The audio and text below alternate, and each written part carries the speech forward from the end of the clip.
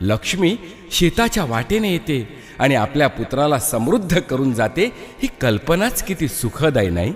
कष्टाचं चीज होतं आणि काळ्या वावरात समृद्धीचा मळा फुलतो.